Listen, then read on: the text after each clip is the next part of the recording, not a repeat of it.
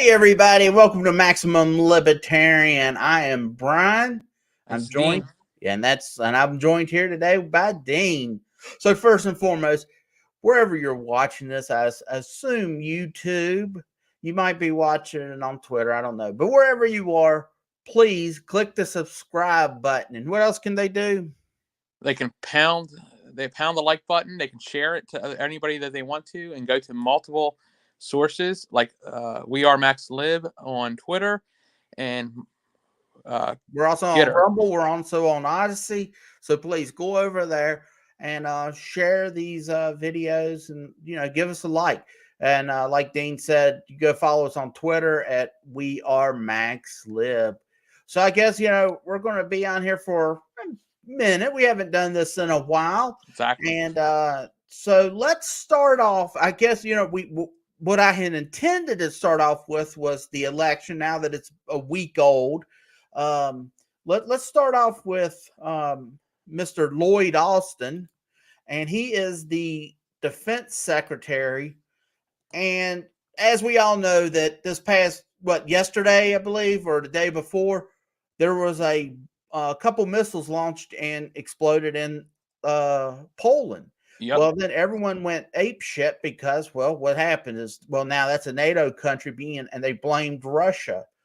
Correct. And now it's came out that it was Ukraine's missiles going over into Poland. But let's listen to Mr. Austin still blame Russia.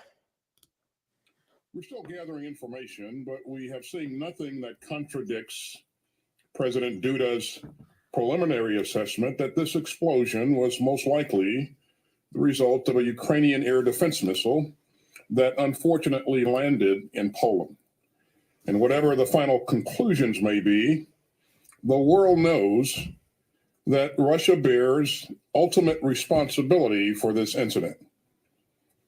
Russia launched another barrage of missiles against Ukraine, specifically intended to target Ukraine's civilian infrastructure. This tragic and troubling incident is yet another reminder of the recklessness of Russia's war of choice. We're still gathering information, but there we go, my friends. Well, Dean, what do you think about that? Well, I think first off that yes, it ultimately Russia started the war, but it was accidental. It was an air defense missile that were blocking the missiles coming in. So Ukraine's missile wound up over in the wrong side, and they can blame Russia. The problem I see there is, it is an accident that happened on the Ukrainians' side. I mean, it's not their fault they're in the war, but I don't think we need to be going into World War III because of it either. So that's my thoughts. One, I think what you're seeing is the war machine is they are sweating bullets. Because if the Republicans, which I hold my breath, I would not hold my breath. So I was about to say I was going to hold my breath, but they claim that they claim that they're not going to fund Ukraine anymore, and the war machine wants to make sure Ukraine and this nonsense keeps pushing along.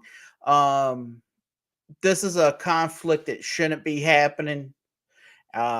I think you're seeing world governments, because just a few weeks ago or a few months ago, when Ukraine was going to have talks with Russia for peace, Boris Johnson hopped on a plane, flew over there to make sure that Russia did not do that. Or I'm sorry, that Ukraine did not do that.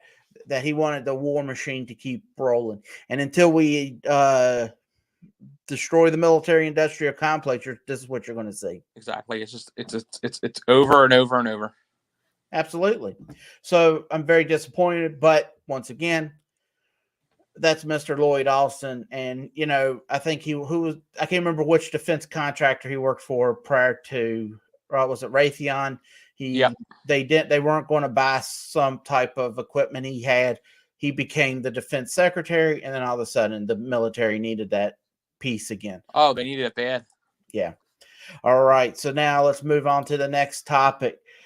Well, it's official. CNN has called it. Not only that, everybody else. My name's Donald Trump, and I'm running for the Well, presidency. before that, it's the Republicans have won have won the House of Representatives. Yep, Now, I jumped. Yes, you jumped very fast. You know, I don't know. You know, they got control of the House, but I don't know if anything's really going to happen that's going to be worthwhile that we're going to be sitting here celebrating.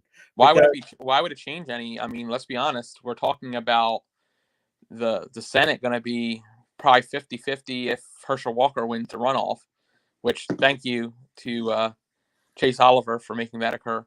A libertarian making hell in over there in Georgia to cause a runoff. Good job. Very good job. But I think once again, I think what you're seeing here in Chase Oliver, which I'm glad he did. I really can care less, and I think he's a very good candidate. I think he's a fine candidate. But what I think you got to see, these are what the LP National needs to start doing is focusing on races that could possibly make more noise, because it don't benefit anybody. It don't benefit us. It don't benefit the candidate if all they're going to do is, you know, cover the spread. The problem is you're going to have the House being Republican, the Senate being Democrat or equal, and then you have Comulaw come in there and make the Democrat, and nothing happens. It's going to be lame duck for 2 years. So that's what we have going to happen. Well, that's a fine thing. I like nothing happening. It's better than destroying this country any worse than it already is. What I'm saying is the Libertarian National Committee should have been helping some of these candidates. Now, you can't run it. You can't fund it. I get it.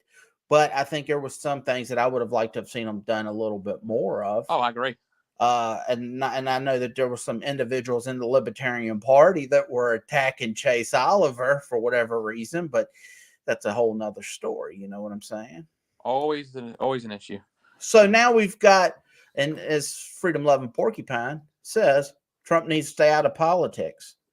Well, I guess he jumped the gun too, because we haven't even got to Mr. Trump. So, but I would agree. I don't know anyone that wants to be president personally. No, and we have Mike DeMott in the Libertarian Party, which is he's great at what he does. Right. Like I said, I'm on his campaign team now, and we're going to try to do some stuff. So, you know, let's see what happens. So then inside the Republican Party, we'll pull it up real quick. Kevin McCarthy was elected as the GOP leader, which I don't know why, but this story talks about how the Republicans from Texas were giving him pushback. That if you look down here, he won the vote.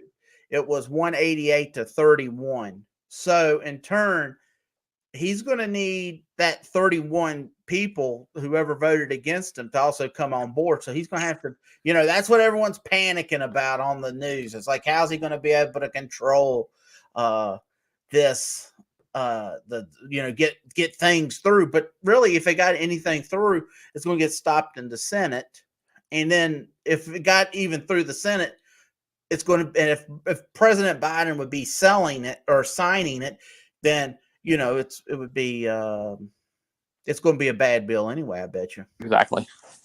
So that was House of Representative Mitch McConnell, or I'm sorry, Kevin McCarthy. He is now your new Speaker of the House. And then if you come over here, Mitch McConnell, he wins his secret ballot. So he'll be still continuing. Now, that's a man right there who should have been removed from office years ago. Agreed. You know, I remember back when Obama was still president, one of his statements was, why don't we just let the president write the budget? And that's not the president's job, you know. But he also has been being blamed for the lackluster from the Republicans.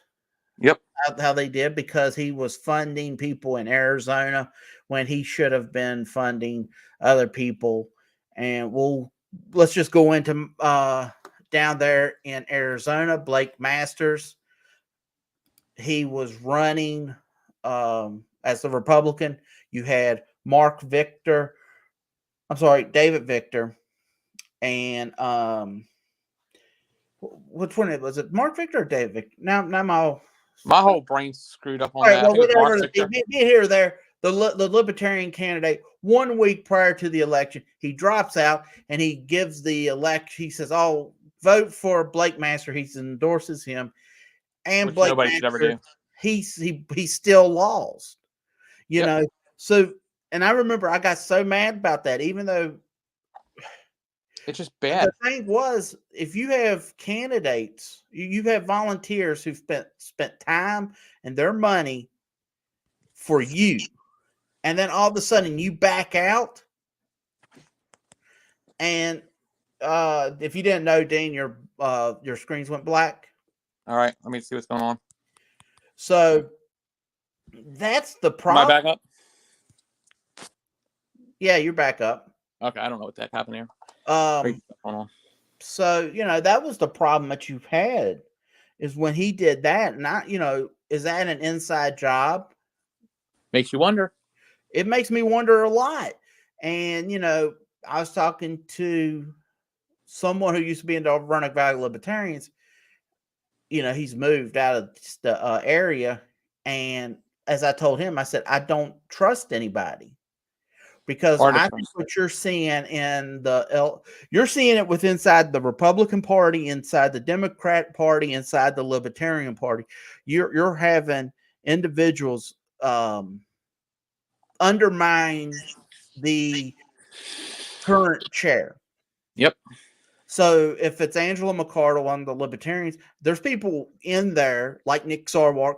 I shouldn't name names because I don't have paperwork to go, hey, look how he's under. But he's been accused of it. But if you have individuals inside still who's undermining what she was doing, but at the same time, when he was the chair, there were people undermining him. Nobody's ever happy with everybody. That's just part of politics. We got to get used to it. And we also need to learn how to start getting along. That's for. And as Freedom Loving Porcupine says, the LP has been infiltrated. And it was infiltrated before when that other person you mentioned was in there. It's going on forever in this party. It does not just something new just because a certain caucus holds the thing. It happens every time there's a switch. There's always somebody blaming somebody, and it's an ugly way of doing things.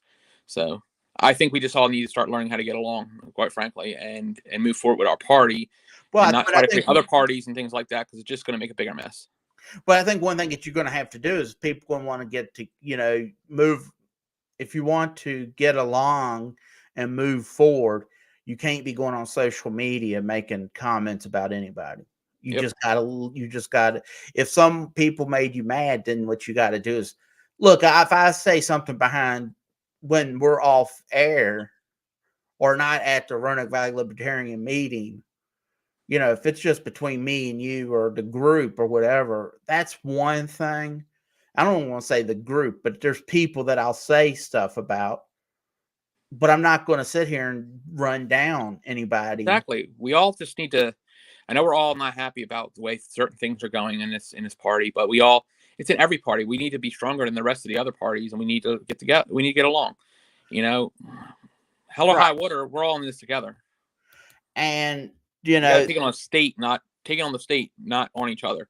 But if you're looking at, but also with inside of the Democrats, you're seeing progressive with like the AOC members, the squad, and regular Democrats. Because if you looked at like the Chuck Schumer, Joe Biden, Nancy Pelosi in 1990, it was a completely different Nancy Pelosi, Chuck Schumer, and they shouldn't even be there, but that's a whole nother story once again. But they should, but they're having their little being ripped apart. Republicans are being ripped apart. I think he really should have maybe 6 parties. I I mean, Whatever. not that I want to see 6 parties, but in reality, if you're looking at it, are you getting what you want? Exactly. You know? But no, I do think, but I was very highly disappointed with Victor in Arizona. I Yep. don't think he should have done that. I think it was a disgrace, and it angers me very much. So I don't have the story pulled up, but once again, Donald Trump has announced he was going to be seeking a presidency. I'm going to win that presidency. I'm going to go and turn the country back to great again. Yeah, whatever. We've heard that before. We've heard it from everybody. It's just the same duopoly doing the same thing over and over. It is. But, what I'm really curious about, I watched his speech. I thought his speech, when he speaks just normal, calm, collective, he's fine. Like, and I'm just going off of the speech. I'm not saying that I'm supporting him by any stretch of the imagination. But Trump, when he speaks, he's very good. He's very funny. He's very, personable. Even though for him to be so wealthy. Now that being said, Mr. Trump is going to have an uphill battle because the media is turning a blind eye to him. He's having a lot of followers who were once followers, and this is something that I think is stupid. Winsome Steers, I know, has come out and said she won't support, which is the lieutenant governor here in Virginia. Yep. Tim Anderson, now he's a delegate here in the House here in Virginia, saying that they're not going to support Trump this time. If it was me, the way that I think we should always run it, if you're a member of a party, so you're a member of the Libertarian Party. Yep. So what you would do is, like, let's say we'll just use Jo Jorgensen. She's our last candidate. She says, I'm running for president. You say, I just don't like Jo Jorgensen or Jacob Pornsberger or whatever. You personally don't like her. You don't have to make any comments. You don't have to do anything. All you have to do as a libertarian is work a table to help grow your local affiliate, or if there's another candidate on the ballot. Correct. And by doing this, when you start tearing people apart, and Trump does this he's definitely a master at it, but you can't call Mitch McConnell whatever name you want and then go, oh, well, he needs to work with me. Exactly.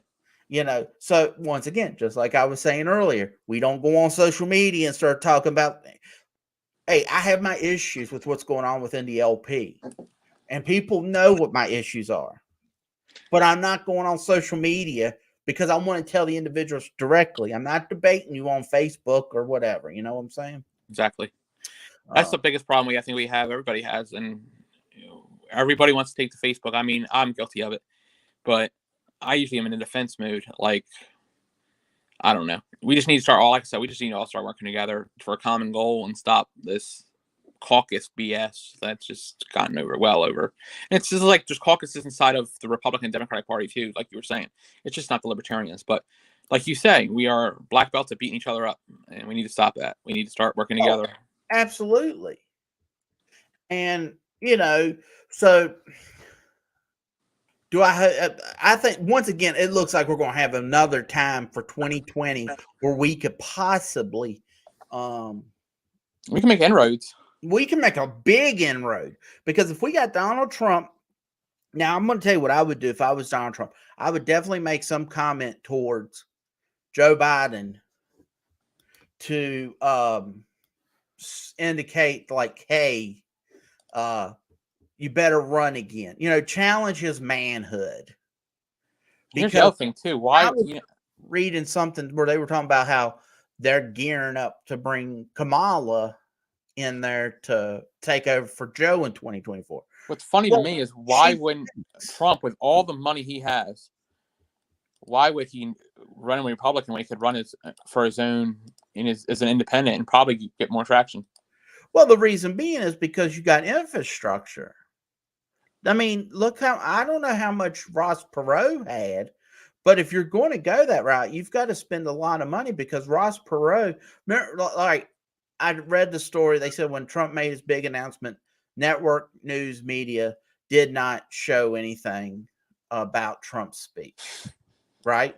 Yep, that's pretty much right. But Ross Perot went in there and bought the airtime, and he was able to garnish, 19% of the vote that first time. Exactly. All right. So if he was to do it, let's say make his own MAGA party, it's going to be a lot of money. And then you better have more than just that one guy. What's a cult of personality or whatever? Because when Ross Perot disappeared, that was the end of the Reform Party. I know Reform Party is still around, but the party needs to be bigger than the candidate in some aspect. Because if I'm just here because of Trump or Ross Perot or whoever the independent candidate is, why, once it's over, everyone else is done. Yep, I agree. But do you think Trump's going to get the nomination? He's going to have an uphill battle, especially against somebody like the guy in Florida, DeSantis. I think he's the one that's going to be his problem. We'll see. If I'm betting, I don't bet, but I would say it's possible. It depends on how things go in the next year or so with how DeSantis runs things in his state and how much stuff he can garner.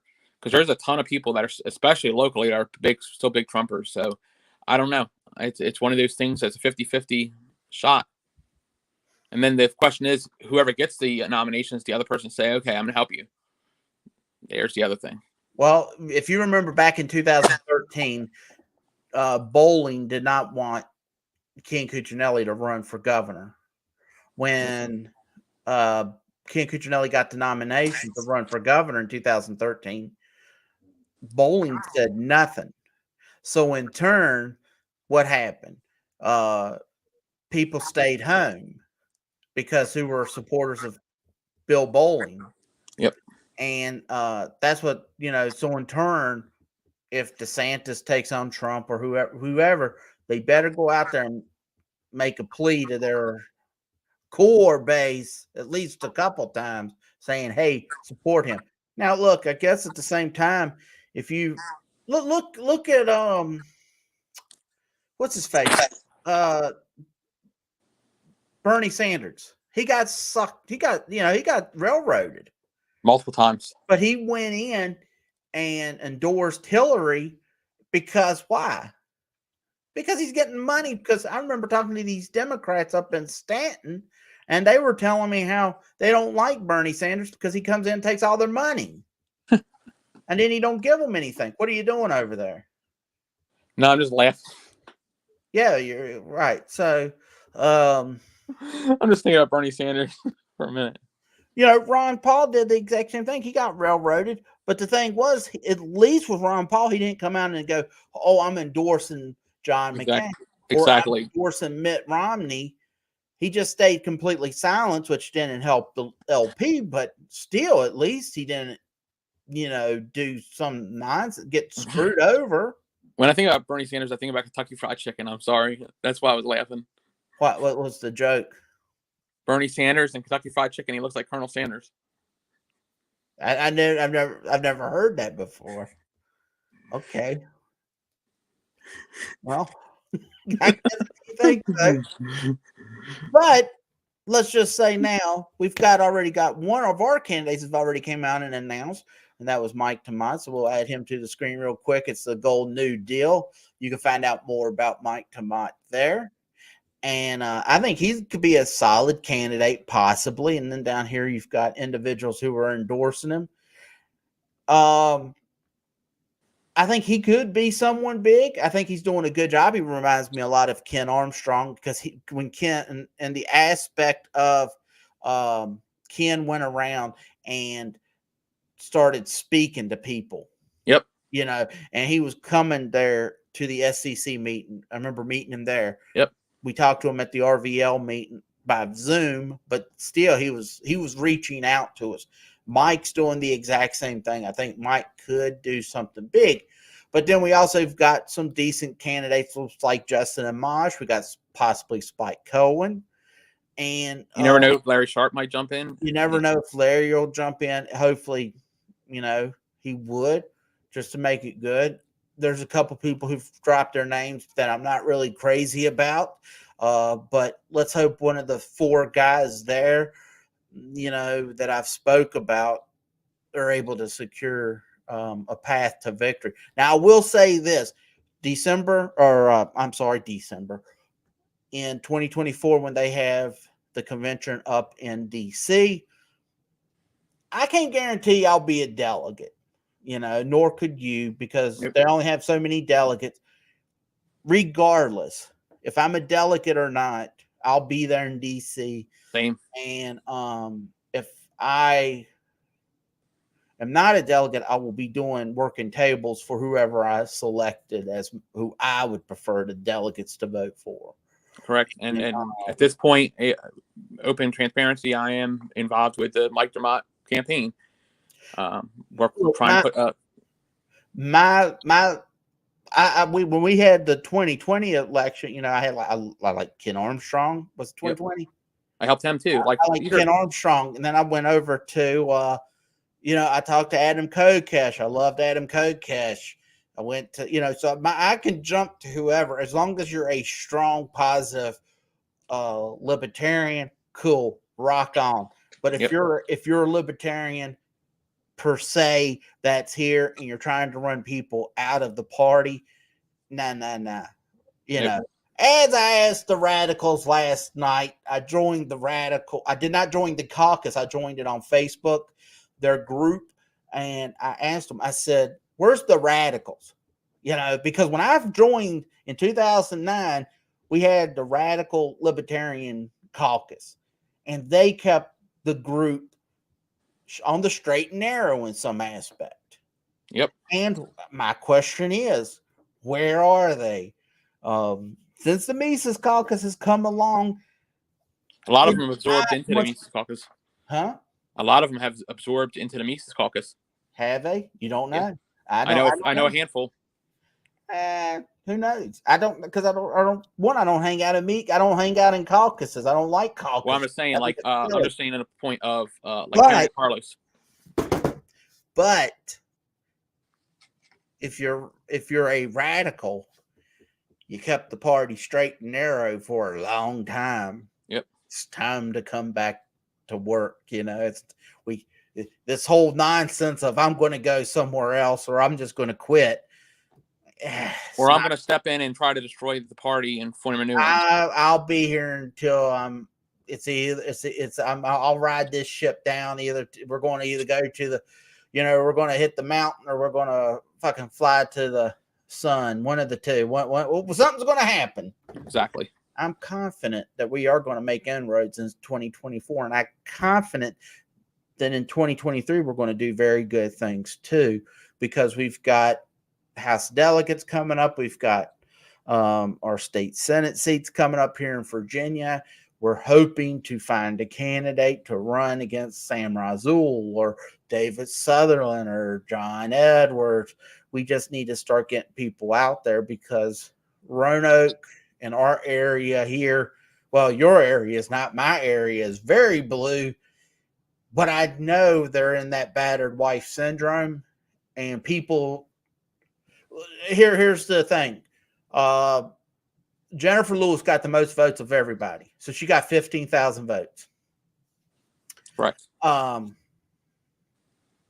So what did you get? There's 66,000 people that are registered to vote here in Virginia or here in Roanoke. And so I figured if you just as estimation, because I know some people, like I didn't vote for Jennifer Lewis or Ben Klein, but I can't remember what Ben Klein got. Did he get like 8,000 or something? Something of that matter. He did here or there. Not even half of Roanoke came out to vote. Yep. Yet we're being dictated. So that half said, I don't like what's going on, or I don't know what's going on. I don't care. That's who we've got to reach out to. I can't reach out to the Republican who's telling everybody, or the Democrat who's telling everybody, you vote for Libertarian, you vote Independent. It's a wasted vote. That's silly. We're going to end it. But let me just say, 2023, we are going to I think we'll make inroads, hopefully somewhere close to home. But if not, we'll make inroads somewhere in the state. And then 2024, we get a good presidential candidate, and it's off to the races. I agree. And I think the power's going to shift away from some people, but that's a whole nother story too. And so you got anything else, my friend? Not at all. Oh, wonderful. Well, I don't either. So thanks for hanging out. If you've made it to the end, if you haven't already, click the subscribe button, and then Smash that like button. Smash the like button, click the notification bell, and then follow us over there on Twitter at We Are Max Lib. So until next time, I'm Brian. And I'm Dean. See ya. Say good night. Good night.